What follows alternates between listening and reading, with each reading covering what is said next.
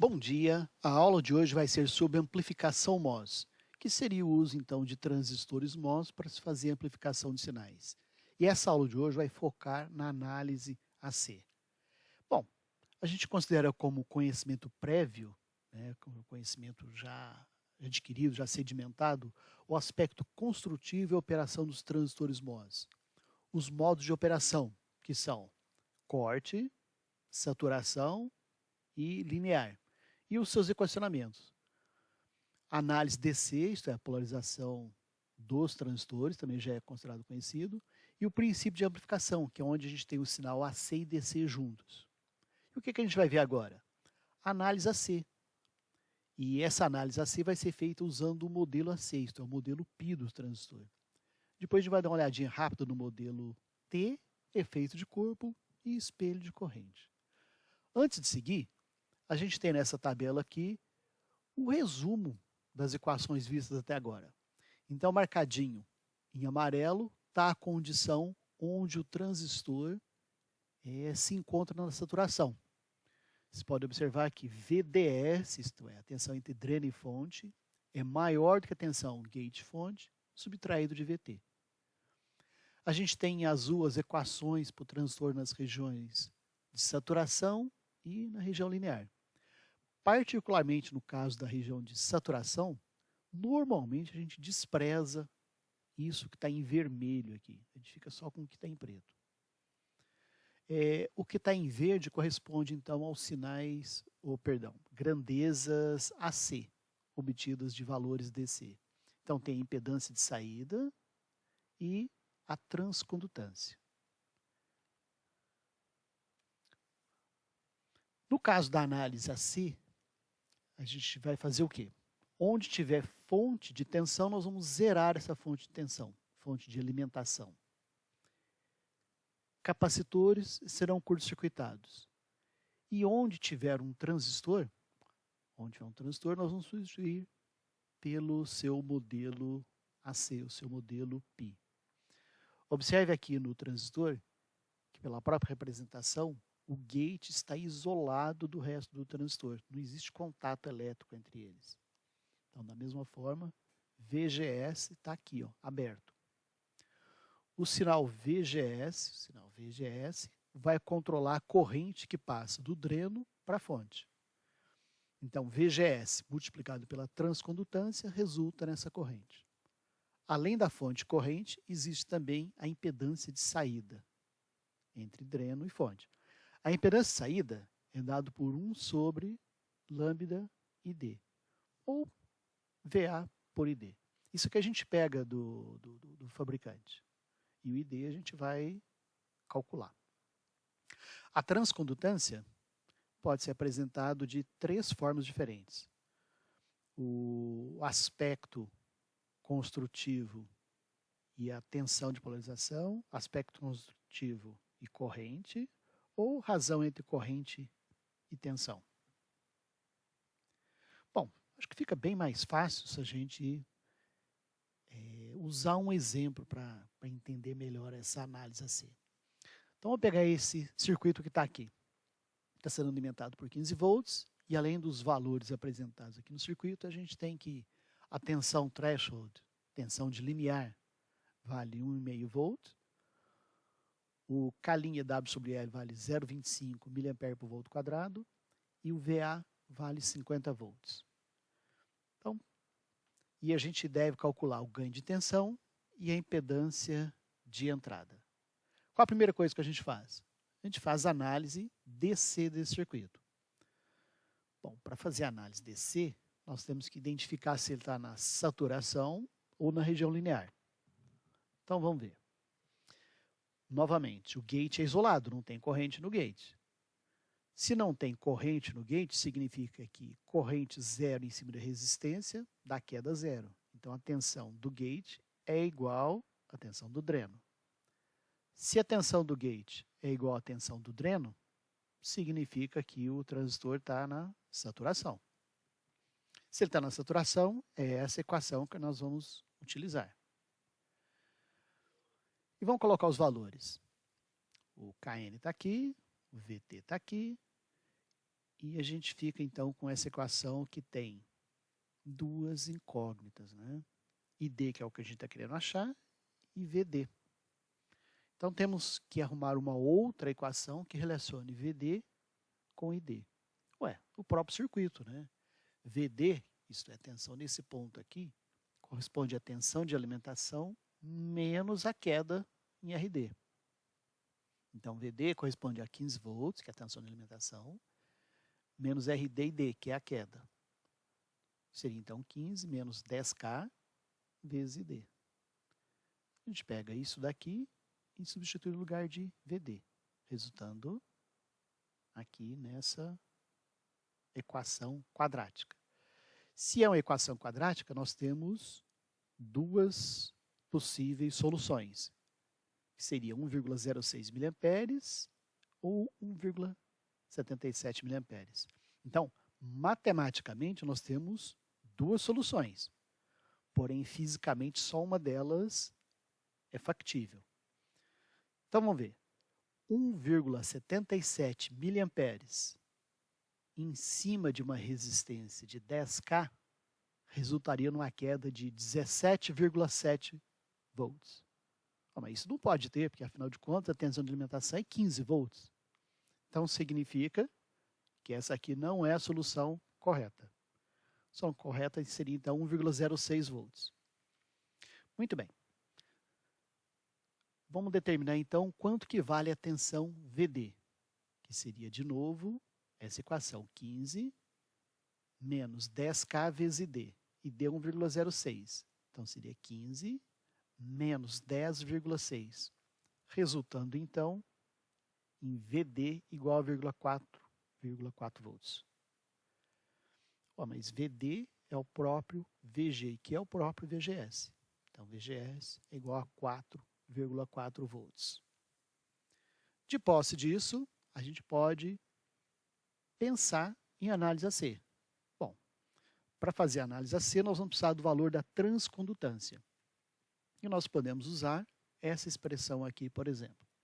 Então, trazendo os valores para cá, resulta em GM igual a 0,725 mA por volt.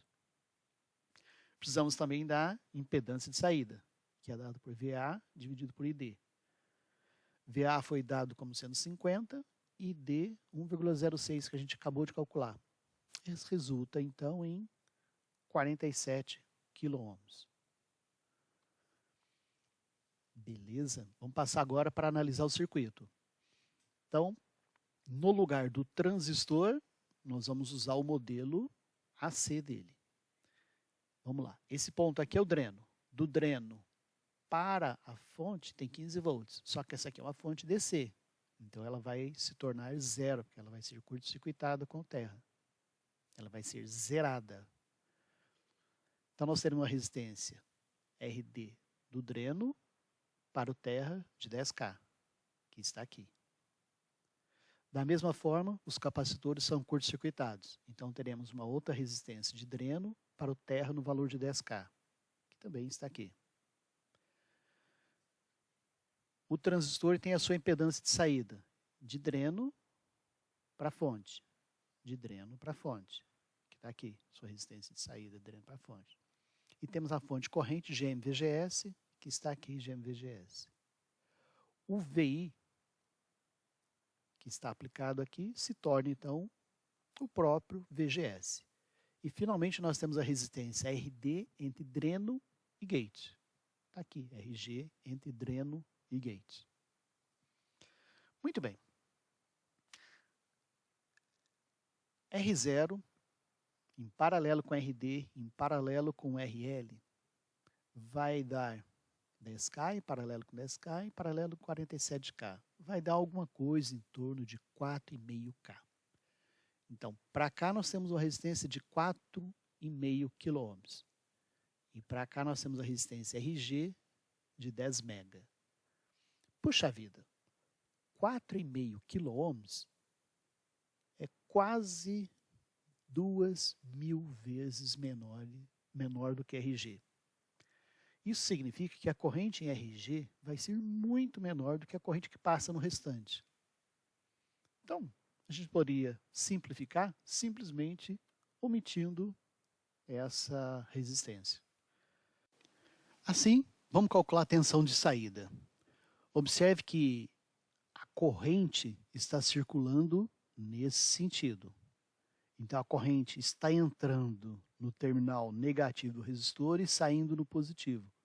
Está ao contrário. Portanto, é negativa. E é GM, VGS, vezes o paralelo dessas resistências. Substituindo, a gente tem, então, menos 0,725 mili vezes o paralelo 10K com 10K com 47K. Isso resulta em menos 3,3 VGS.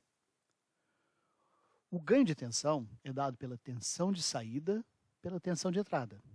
Só que a tensão de entrada é o próprio VGS. Então, o ganho vai ser VO por VGS, que é o que a gente tira dessa expressão original aqui. Resultando, então, em menos 3,3 volt por volt. Bom, precisamos calcular agora a impedância de entrada. E para isso a gente volta ao circuito original. Impedância de entrada é a tensão de entrada dividido pela corrente de entrada. Quer dizer, o que eu preciso fazer agora, então, seria calcular essa corrente de entrada. Essa corrente de entrada corresponde à tensão nesse ponto, VI, menos a tensão nesse ponto, VO, dividido pela resistência, que é o que nós temos aqui. Apenas fazendo um manuseio, essa expressão pode ser reescrita dessa forma. Eu coloquei o VI em evidência. VO por VI é o ganho. Então, substituindo aqui, 1 mais 3,3 resulta em 4,3. Então, II seria VI por RG vezes 4,3. Mas voltando aqui, Rin, resistência de entrada, seria VI por II. VI por I eu tiro dessa expressão, resultando em RG dividido por 4,3. Substituindo, resulta então numa impedância de entrada de 3,3 mega-ohms. O que a gente tem usado até o momento é o modelo π do transistor, que é esse modelo que está aqui. Mas a gente pode modificar um pouco esse modelo e tem um outro modelo que pode ser adequado para alguma outra aplicação. Vamos ver. Olha, a corrente entra no dreno e sai na fonte. Então, de nada vai modificar se eu desenhar esse sujeito aqui duplicado, como está aparecendo aqui. Então, não mudou absolutamente nada. A mesma corrente que entra é a mesma que sai. Mas, espera aí. Se essa corrente que entra é a mesma que sai, não vai fazer diferença nenhuma se eu ligar esse ponto aqui, que é o que está aqui. Por quê? Porque a mesma corrente que está entrando é a mesma que está saindo. A corrente aqui seria zero, igual ao caso anterior. Feito isso, vamos usar o teorema da absorção da fonte. Olha, entre esse ponto e esse ponto existe uma tensão VGS. E aqui está circulando uma corrente dada por GM-VGS. Ué, resistência é dado por tensão dividido por corrente. Qual é a tensão? VGS. E a corrente? GM vezes VGS. Corto VGS, resulta em 1 sobre GM. Ou seja, esse sujeito que está aqui, que é uma fonte de corrente, eu posso substituir por uma resistência que o efeito vai ser exatamente o mesmo. Então, aplicando uma tensão de VGS em cima de uma resistência 1 sobre GM, vai circular uma corrente GM-VGS. Ou seja, os dois modelos são equivalentes. Os dois modelos são equivalentes. Este daqui é chamado de modelo T. Bom, você pode entender o T se você girar isso daqui no sentido anti-horário de 90 graus. Vai aparecer um T aqui. Vamos ver um exemplo de aplicação que facilitaria bastante se a gente usar esse modelo T? Pega um circuito como esse que está aqui. E vamos supor que a gente queira calcular a impedância de entrada. Puxa vida, se eu coloco o modelo T no lugar do transistor, o circuito cai nisso que está aqui. Portanto, qual que é a impedância de entrada? É o que daqui a gente enxerga para o terra. Está aqui direto. Então, a impedância de entrada seria 1 sobre GM, simplesmente. Fácil, né? Vamos ver outro exemplo.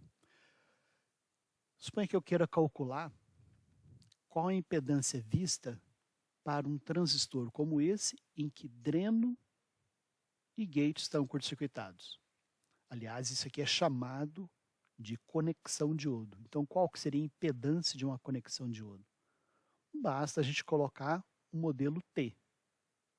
Observe que gate e dreno estão curto-circuitados. Então, gate e dreno estão curto-circuitados. Quer dizer, olhando aqui, se eles estão curto-circuitados, essa fonte deixa de existir. E o que vai existir? Essa resistência R0 em paralelo com o sobre GM. Então, essa é a resistência de saída. Essa é a resistência dada por essa conexão. Efeito de corpo.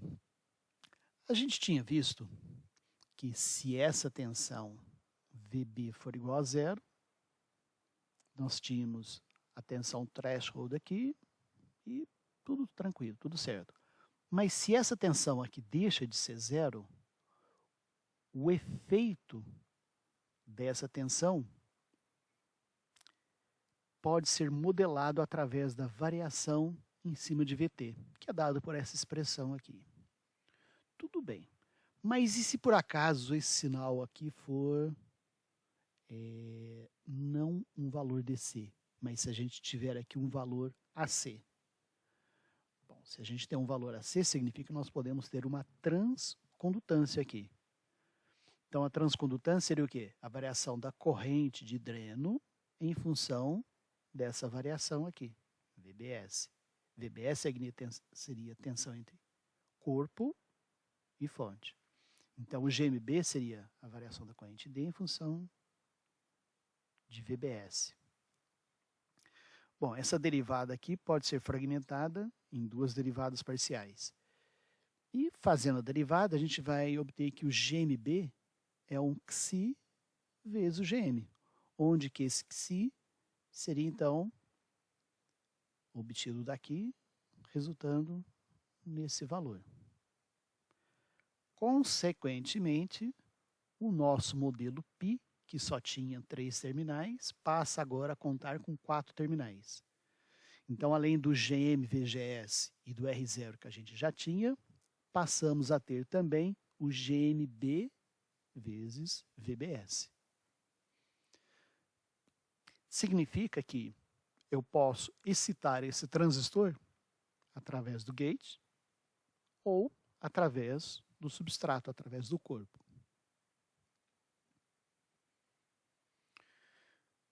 Bom, vamos ver agora espelho de corrente. Como o próprio nome está dizendo, seria um mecanismo, um circuito para fazer uma corrente ser espelhada no outro lado. Aqui observe que nós temos um transistor em uma conexão diodo. Mas vamos lá. A gente tem que considerar que o transistor está na região de saturação. Se ele está saturado, o transistor 1 está saturado, aqui está a expressão de corrente dele. E a gente pode enxergar pelo outro lado, a corrente ID1, que é a própria corrente de referência, ao ser injetada aqui, vai forçar a aparecer um VGS para satisfazer essa equação. Só que o VGS do transistor 1 é o mesmo VGS do transistor 2. Então, vai ser o mesmo VGS do transistor 2. Se os dois transistores são fabricados no mesmo substrato, se eles têm as mesmas características, significa que a hora que eu fizer a corrente D1 sobre D2, eu vou poder cancelar o μNCox, e como a tensão VGS é a mesma, eu posso cortar também. Então, a razão da corrente D1 para a corrente D2 é a razão das dimensões do transistor. Quer dizer, se eu fizer, por exemplo, o transistor 2 tendo o dobro aqui desse valor com relação a esse valor, significa que a corrente 2 vai ser o dobro. Nesse caso aqui, a corrente ID1, ou corrente de referência, é dado pela por esse circuito que está aqui. Então, seria VDD menos VSS menos VGS dividido por R, como está aqui. Naturalmente, essa corrente poderia ser fornecida por um outro circuito qualquer, inclusive um outro espelho de corrente do tipo P. Bom, gente, é isso. Paramos por aqui, só que é importante complementar essa aula com a leitura do texto e com a resolução de alguns exercícios. Então, façam os exercícios que estão no livro. Muito obrigado, gente, e até a próxima.